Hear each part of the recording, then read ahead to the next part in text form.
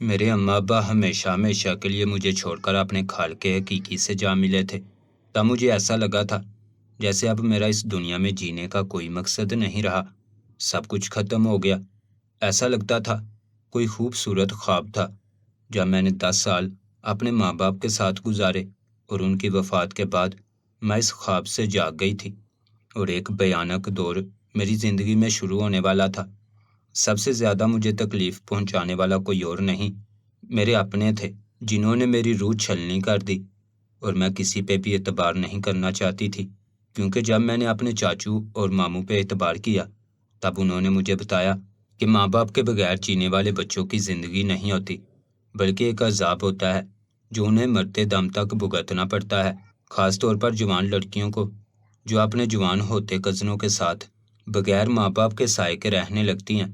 تب ہر انسان کی ان پر بری نگاہ ہوتی ہے، لیکن مجھے تو کسی تیسرے انسان سے خطرہ نہیں تھا، بلکہ میرے اپنے چاچو سے تھا جنہوں نے میری زندگی حرام کر ڈالی۔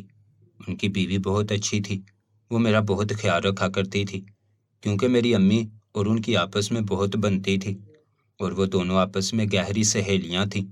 لیکن جانے میرے چچا مجھے کس نظر سے دیکھنے لگے تھے کہ انہیں ذرا اس بات کا خیال نہیں آیا کہ میں ان کے سگے بھائی کی بیٹی ہوں۔ میری زندگی کی یہ تاریخ کہانی 15 نومبر سے شروع ہوئی جب میں 10 برس کی ہوئی تھی۔ تب اماں اور ابا مجھے ماموں کے گھر چھوڑ کر ہمارے نئے گھر جہاں بھی کنسٹرکشن جاری تھی وہاں گئے، اور ابا اماں کو دکھانا چاہتے تھے کہ میں نے کچھ تبدیلیاں کروائی ہیں گھر کے نقشے میں، تم چل کر دیکھ لو۔ میں ان کے ساتھ جانا چاہتی تھی، لیکن انہوں نے یہ کہہ کے منع کر دیا کہ بہت لمبا سفر ہے، تھک جاؤ گی، ابھی بس ماموں کے گھر رہو، ہم واپسی پر تمہیں لیتے جائیں گے۔ پھر وہ مجھے کبھی لینے ہی نہیں آئے، کیونکہ جب وہ ہمارے نئے گھر پہنچے تو تب بارش آ رہی تھی۔ وہ گیراج کی چھت کے نیچے کھڑے تھے، وہ حال ہی میں بنی تھی۔ بارش آنے کی وجہ سے وہ ٹوٹ کر امی اور ابا پر گری، اور وہ دونوں ہمیشہ ہمیشہ کے لیے ابدی نیند سو گئے، اور میری زندگی میں ہمیشہ ہمیشہ کے لیے انتظار لکھ گئے۔ انہوں نے لوٹ کر نہیں آنا تھا، لیکن مجھے ہمیشہ ان کا انتظار رہا تھا۔ پہلے میں اپنے ماموں کے گھر رہتی تھی، وہ میرے سگے ماموں تھے۔ کبھی ان لوگوں نے مجھے جنسی طور پر ہراساں نہیں کیا جیسے میرے چچا نے مجھے کیا۔ جب میں ان کے گھر رہنے گئی، ماموں خیال نہیں رکھتے تھے، لیکن وہ انجان بنے رہتے تھے۔ مامی کا بس نہیں چلتا تھا کہ وہ مجھے گھر سے نکال دے، کیونکہ ان کو لگتا تھا کہ میں اپنے ماں باپ کے حصے کی جائیداد ماموں سے لے لوں گی، کیونکہ نانا نانی نے ابھی تک جائیداد کسی کے نام نہیں کی تھی، بلکہ ابھی تک ساری جائیداد نانا ابو کے نام تھی، اور اس میں میرا بھی حصہ بنتا تھا۔ مامی کے گھر میں نے ایسی زندگی گزاری جس کا میں نے کبھی تصور بھی نہیں کیا تھا۔ وہ سارا سارا دن مجھ سے کام کرواتی، اٹھتے بیٹھتے مجھے تانے دیتی کہ میں اپنے ماں باپ کو نگل گئی ہوں۔ دن میں مجھے ایک دفعہ کھانا دیتی، میں جو سب کے لیے کھانا بناتی تھی اس کے لیے ہی کھانا نہیں بچتا تھا، بلکہ اکثر تو مامی مجھے باسی کھانا دے دیا کرتی تھی۔ اماں ابا کی کچھ یادگار چیزیں میں نے اپنے پاس رکھی ہوئی تھی، اور میں انہیں ہمیشہ تالا لگا کر رکھتی تھی۔ ایک بار مامی کا سیٹ نہیں مل رہا تھا جو ماموں نے انہیں شادی کی سالگرہ پر گفٹ کیا تھا۔ وہ آ کر میرا کمرہ چیک کرنے لگی اور مجھے کہنے لگی کہ یقیناً تم نے چرایا ہوگا، تم ہی ہماری خوشیوں پر ڈائن بنی بیٹھی ہو۔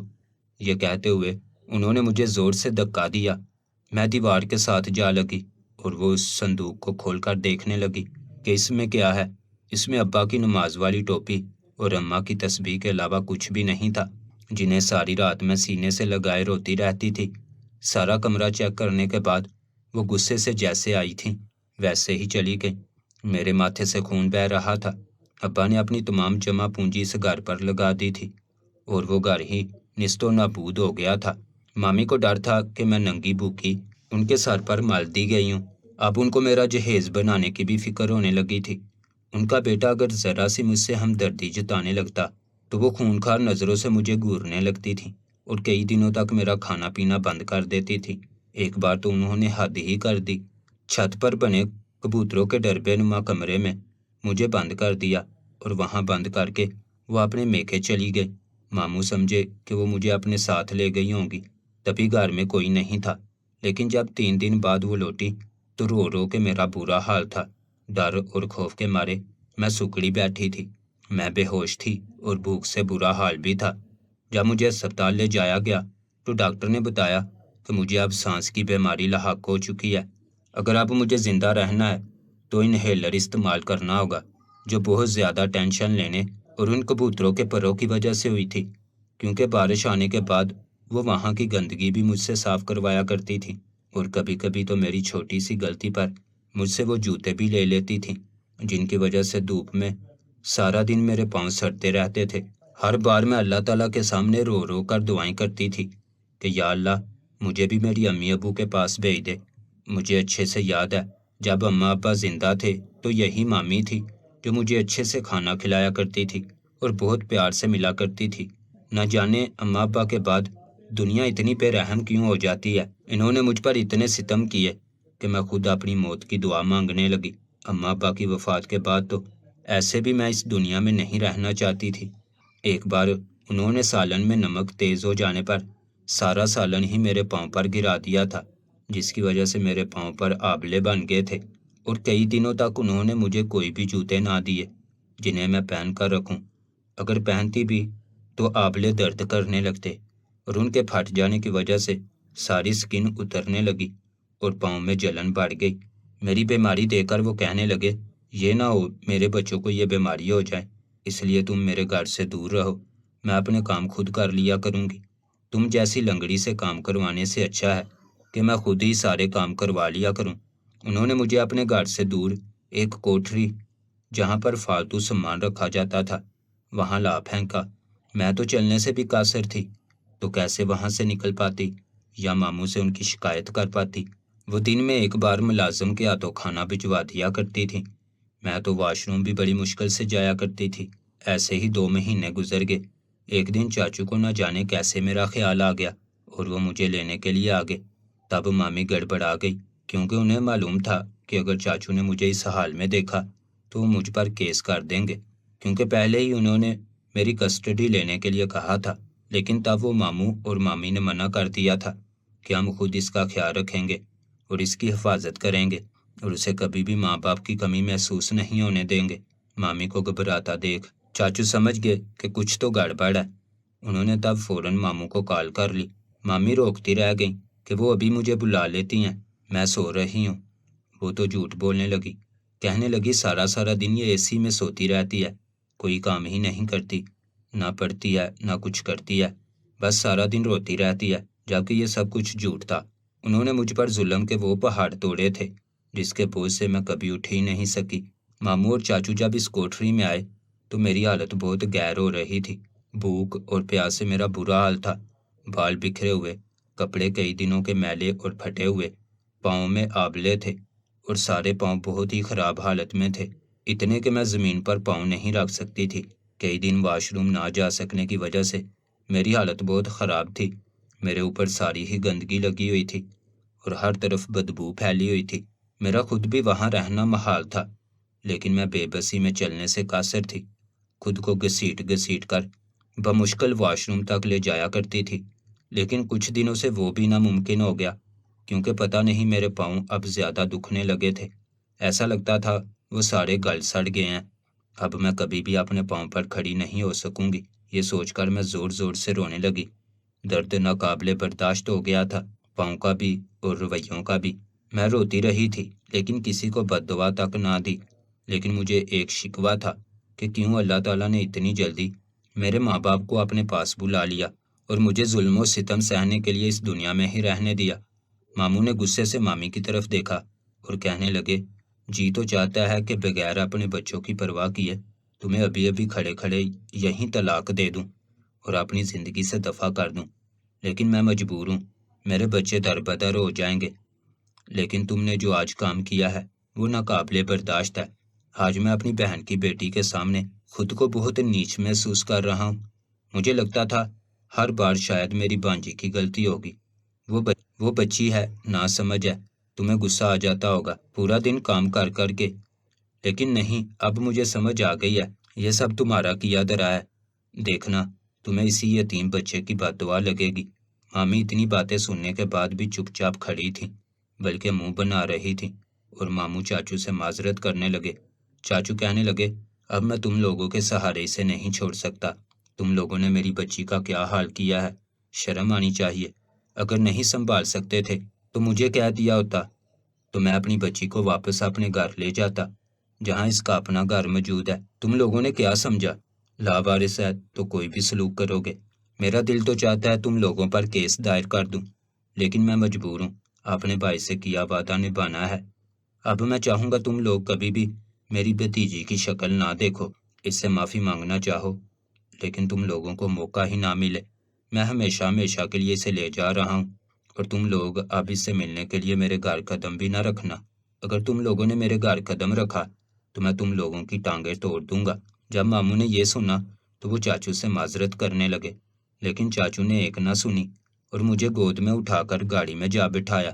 میں نے دیکھا کہ مامی شاید اب ان کے چہرے پر شرمندگی کے آثار ہوں، لیکن وہ تو بہت خوش ہو رہی تھی کہ مجھ سے ان کی جان چھوٹ گئی ہے۔ یہ دیکھ کر دکھ نے میری آنکھوں میں آب بسیرا کیا اور آنسو بن کے بہنے لگا۔ چاچو میرے آنسو صاف کرتے ہوئے بولے، بیٹا اب تجھے رونا نہیں پڑے گا، کیونکہ میں تجھے کبھی بھی اب رونے نہیں دوں گا۔ اپنے بھائی سے کیا ہوا وعدہ نبھا کر رہوں گا۔ تب وہاں سے ہم لوگ چاچو کے گھر آ گئے۔ چاچو نے واقعی میرا اپنے بچوں کی طرح خیال رکھا، کبھی ان میں اور مجھ میں فرق نہیں کیا۔ چاچی بہت اچھی تھی، وہ ہر وقت میرا خیال رکھتی تھی، اپنے بچوں کے جیسے کپڑے بنایا کرتی تھی، ویسے میرے بھی بنایا کرتی تھی۔ جہاں ان کے بچے سکول پڑھنے جاتے تھے انہوں نے مجھے بھی وہیں داخل کروایا تھا۔ میری چاچی کے 3 بیٹے اور 1 بیٹی تھی۔ ان کی بیٹی ابھی بہت چھوٹی تھی، وہ سکول نہیں جاتی تھی۔ ان کے تینوں بیٹے سکول جایا کرتے تھے اور مجھ سے بڑے تھے۔ ہم 5 بچے ایک ہی روم میں سویا کرتے تھے، کیونکہ چاچو کا گھر اتنا بڑا نہیں تھا کہ ہر بچے کے لیے اپنا اپنا کمرہ ہو۔ ایک بڑا ہال نما کمرہ تھا جس میں ایک بڑا بھاری پردہ دے کر 2 حصوں میں تقسیم کر دیا گیا تھا۔ ایک حصے میں ہم سب رہتے تھے اور سویا کرتے تھے، اور دوسرے حصے میں چاچو اور چاچی سویا کرتے تھے۔ کبھی کبھی جب ہم میں سے کوئی بھی بیمار ہوتا تھا تو چاچی ہمارے پاس سو جایا کرتی تھی۔ زندگی اب کچھ بہتر ہونے لگی تھی، جینے کی امنگ جاگ گئی تھی، کیونکہ مامی نے جو سلوک کیا تھا اب میں نہیں چاہتی تھی کہ میری کسی بھی کوتاہی پر چاچی میرے ساتھ وہ سلوک کرنے لگیں۔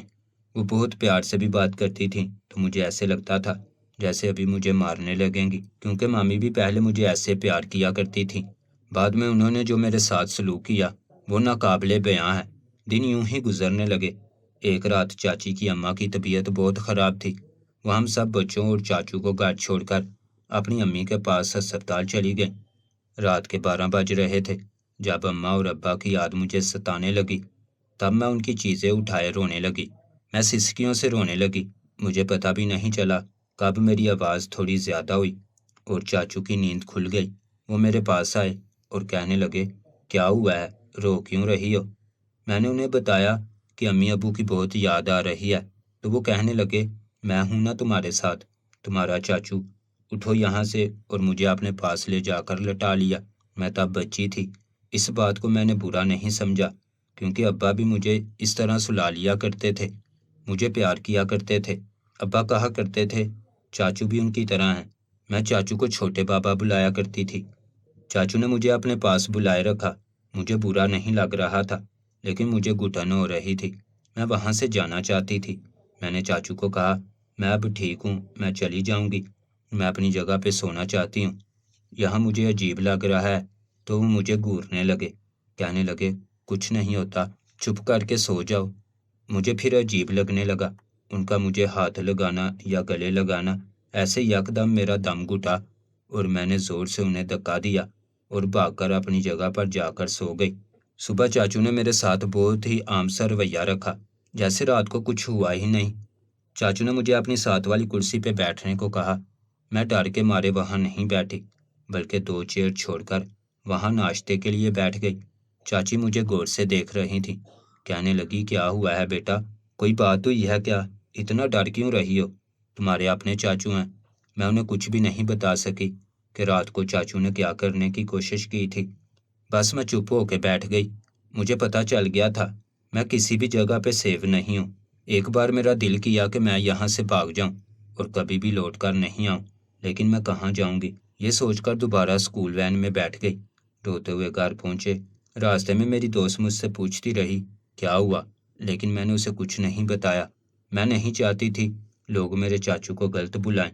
ایک بھیانک رات جب چاچو کا مکروہ چہرہ میرے سامنے آیا، پھر وہ تنہائی میں بھٹک گئے تھے۔ جب چاچی کی والدہ وفات پا گئیں، اس رات چاچی اور ان کے بچے وہیں ٹھہر گئے۔ چاچو اور میں واپس آ گئے۔ چاچو کے ساتھ جاتے ہوئے میں جھجکنے لگی۔ چاچی کہنے لگی، کیا ہوا ہے بیٹا؟ تمہارے چاچو باہر انتظار کر رہے ہیں، تم اور شہر یار اور تمہارے چاچو گھر چلے جاؤ، گھر اکیلا ہے، اس طرح اچھا نہیں لگتا، تم صبح انہیں ناشتہ تو بنا دو گی، بچے اور میں یہی رہ لیتے ہیں، میں کل ہی واپس آ جاؤں گی۔ تب مجبوراً مجھے چاچو کے ساتھ گھر آنا پڑا۔ شہر یار نے آنے سے منع کر دیا تھا، تو باقی چاچو اور میں ہی رات کو 10 بجے گھر واپس آئے۔ تب وہ ہوا جس کا میں نے تصور بھی نہیں کیا تھا۔ میں بہت ڈر رہی تھی، اس لیے میں جلدی جلدی سو گئی کہ میرا سامنا چاچو سے نہ ہو، لیکن نیند میں مجھے محسوس ہوا جیسے کسی نے مجھے چھونے کی کوشش کی ہے۔ میں ہڑبڑا کے اٹھی، بیٹھی، لائٹ آن کی تو چاچو تھے۔ انہوں نے کہا، کیا ہوا؟ ڈر کیوں گئی ہو؟ مجھے معلوم تھا تم ڈر رہی ہو، اس لیے میں تمہیں کہنے آیا تھا میرے روم میں آ کر سو جاؤ، میں صوفے پہ سو جاؤں گا۔ میں نے کہا، نہیں چاچو، میں یہیں ٹھیک ہوں۔ وہ زبردستی مجھے اٹھا کر کہنے لگے، اٹھو چلو میرے روم میں، ادھر تم ڈر رہی ہوگی۔ مجھے پھر ان کے ساتھ جانا پڑا۔ پھر انہوں نے بغیر اس بات کا لحاظ کیے کہ میں ان کے مرحوم بھائی کی بیٹی ہوں، جس نے انہیں میری نظروں میں گرا دیا، اور میں ان سے شدید نفرت کرنے لگی۔ اتنی سیکیور تو میں اپنے ماموں کے گھر میں بھی نہیں تھی جتنی چاچو کے گھر آ کے ہو گئی تھی۔ بے شک چاچی میرا بہت خیال رکھا کرتی تھی، لیکن چاچو نے میرا مان بھرم، اعتبار سب کچھ توڑ کے رکھ دیا تھا۔ تب میں نے دل میں ہی چاچو کو بہت ساری بددعائیں دے ڈالی۔ اس بات میں کوئی شک نہیں ہے کہ انہوں نے مجھے ایک محفوظ پناہ دی، میرا خیال رکھا، مجھے اسکول میں پڑھایا، مجھے انڈیپینڈنٹ کرنے کی ہر طرح سے کوشش کی، لیکن اتنا سب کرنے کے بعد وہی میری عزت کے دشمن بن گئے۔ اب میں سوچ رہی تھی کہ میں خودکشی کر لوں، لیکن نہ جانے میں اتنی ڈھیٹ کیوں ہوں۔ اس دوا نے بھی مجھ پر اثر نہیں کیا، کیونکہ وہ چوہے مار دوا ایکسپائر تھی اور میں بچ گئی۔ چاچی نے سمجھا شاید ماں باپ کو یاد کرتے ہوئے میں نے یہ سب کیا ہے۔ انہیں نہیں معلوم تھا کہ ان کے سر کا تاج ہی میری عزت کا دشمن تھا، جو کہ میرا اپنا سگا چاچو تھا۔ اس بات کے بعد مجھے سمجھنے میں پورا سال لگ گیا۔ چاچی اور شہریار نے پوری کوشش کی کہ میں زندگی کی طرف لوٹ آؤں، لیکن میرے اندر تو جینے کی امنگ ختم ہو گئی تھی۔ تو اب میں نے فیصلہ کیا کہ میں ادھر سے جا کر پڑھنا چاہتی ہوں، کیونکہ وہاں پر ایسا تھا کہ آپ 4 سالوں میں اپنے گھر نہیں جا سکتے ہیں، اور میں چاچو کا سامنا نہیں کرنا چاہتی تھی۔ وہ خود بھی شرمندہ نظر آتے تھے، لیکن میں ان سے اتنا ڈر گئی تھی کہ اب ہر آدمی مجھے ایسا لگتا تھا جیسے اپنی ہوس پوری کرنا چاہتا ہو۔ مدرسے میں لڑکیاں چھٹیوں کے دنوں میں اپنے گھر جایا کرتی تھیں، لیکن میں نہیں جایا کرتی تھی۔ کئی بار ہماری استانی جی نے مجھے بلا کر وجہ پوچھنا چاہی، لیکن میں نے انہیں کہا کہ میرا کوئی گھر ہی نہیں ہے جہاں میں جاؤں۔ میرے ماں باپ وفات پا گئے ہیں۔ جب انہیں یہ بات پتہ چلی تو وہ مجھے اپنے گھر لے گئیں۔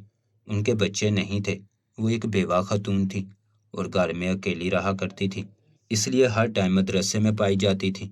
کوئی بھی بچی اگر گھر نہیں جانا چاہتی تھی تو وہ ان کے سہارے مدرسے میں رہ لیتی تھی، کیونکہ مدرسے کے اندر ہی رہائش کا انتظام تھا۔ یہاں آ کر زندگی اچھی لگنے لگی اور میں خدا کے اور زیادہ قریب ہونے لگی۔ تب سب گلے شکوے ختم ہو گئے اور مجھے وہ سب آزمائش لگنے لگا۔ 6 سال کا کورس پورا ہونے کے بعد جب چاچو مجھے لینے آئے تو میں نے جانے سے انکار کر دیا، کیونکہ میں اس گھر میں نہیں جانا چاہتی تھی جہاں میری عزت کو تار تار کیا گیا۔ چاچی کے بے حد اصرار پر مجھے ان کے گھر جانا ہی پڑا۔ چاچو نے کئی بار مجھ سے معافی مانگنے کی کوشش کی، لیکن میں نے انہیں نظر انداز کیا۔ ایک رات تو میں تہجد کے لیے اٹھی تو دیکھا صحن میں کوئی جائے نماز بٹھائے، اونچی آواز میں روتے ہوئے دعا کے لیے ہاتھ پھیلائے اپنے گناہوں کی معافی مانگ رہا تھا۔ پہلے مجھے گمان ہوا کہ وہ شہر یار ہے، لیکن جب میں نے قریب جا کے دیکھا تو وہ چاچو تھے۔ ان کی باتیں سن کر میں حیران رہ گئی۔ مجھے خوشی ہوئی کہ انہیں پچھتاوا ہے اس بات کا، لیکن میں مزید اس گھر میں نہیں رہنا چاہتی تھی، کیونکہ مجھے معلوم تھا شہر یار مجھ میں انٹرسٹڈ ہے۔ میں کسی ایسے انسان کے ساتھ شادی کیسے کر سکتی تھی جس کا باپ ہی میری عزت کا دشمن تھا؟ بے شک تب میں چھوٹی تھی، لیکن مجھے اس بات کا احساس تھا کہ میرے ساتھ کچھ تو غلط ہوا تھا۔ میں وہاں سے مڑنے لگی، چاچو میرے پاؤں پڑ گئے، کہنے لگے، خدا کا واسطہ ہے مجھے معاف کر دو۔ میں اس احساس کی وجہ سے سکون سے سو نہیں پاتا۔ دن رات گڑ گڑا کے اللہ سے دعا کرتا ہوں کہ تم مجھے معاف کر دو، میرے مرنے سے پہلے مجھ پر یہ احسان کر دو۔ میرے چاچو تھے، مجھے آج بھی بہت عزیز تھے، لیکن ان کے ایک حرکت نے انہیں میری نظروں میں مجرم بنا دیا تھا۔ میں نے کہا تھا تو میں نے آپ کو اللہ کی رضا کے لیے معاف کر دیا ہے۔ وہ خوش ہو کر سجدہ ریز ہو گئے۔ ان کو معاف کرنے کے بعد ایسا لگتا تھا جیسے دل پر بہت بڑا بوجھ تھا جو اتر گیا ہے۔ صبح میری آنکھ چاچی کے زور زور سے رونے سے کھلی۔ صحن میں جا کے دیکھا تو چاچو وفات پا چکے تھے۔ میں احساس سے ماورا ان سب کو دیکھنے لگی۔ وہ اپنے باپ کے لیے رو رہے تھے، میں بھی ایسے روئی تھی۔ مجھے وہ دن یاد آنے لگا جب میں اماں ابا کے جنازے کو پکڑے رو رہی تھی اور سب مجھ سے وہ چھڑوا رہے تھے تاکہ وہ انہیں لے جا کر دفن کر سکیں۔ ماموں مامی بھی جنازے میں آئے تھے۔ مامی کو سرطان ہو گیا تھا۔ وہ آ کر میرے پاؤں پڑ گئیں، کہنے لگی مجھے معاف کر دو بیٹی، میں نے تمہارے ساتھ بہت غلط رویہ رکھا، اب میں بہت پچھتا رہی ہوں۔ شاید یہ غم ہی ہے جو سرطان بن کر ابھرا ہے۔ میں نے انہیں بھی معاف کر دیا اور اپنے استانی جی کے گھر آ گئی، کیونکہ میں ایسے لوگوں کے درمیان نہیں رہنا چاہتی تھی جن سے ماضی میں میرے اچھے تعلقات نہیں رہے ہوں۔ شہر یار نے بارہا مجھ سے شادی کی خواہش ظاہر کی، لیکن میں نے اسے ہر بار انکار کر دیا اور استانی جی کے ساتھ ان کی بیٹی بن کر رہنے لگی۔ جب استانی جی بہت بیمار رہنے لگی تو انہیں میری شادی کی فکر ستائی۔ تب انہوں نے مجھے پاس بلا کر سمجھایا اور مجھ سے درخواست کی کہ ماموں کے بیٹے کے لیے میں ہاں کر دوں۔ ان کو میرے بارے میں سب پتا تھا کہ کس نے میرے ساتھ کیا سلوک کیا ہے، لیکن وہ چاہتی تھیں کہ میں اپنوں کی طرف واپس لوٹ جاؤں۔ یہاں کب تک در بدر رہوں گی؟ استانی جی کے کہنے پر میں نے ریحان سے شادی کے لیے ہاں کر دی۔ اللہ نے مجھے صبر کا پھل دیا اور ریحان ایک بہترین شوہر ثابت ہوئے اور میری زندگی بکھری ہوئی تھی جو بعد میں سنور گئی۔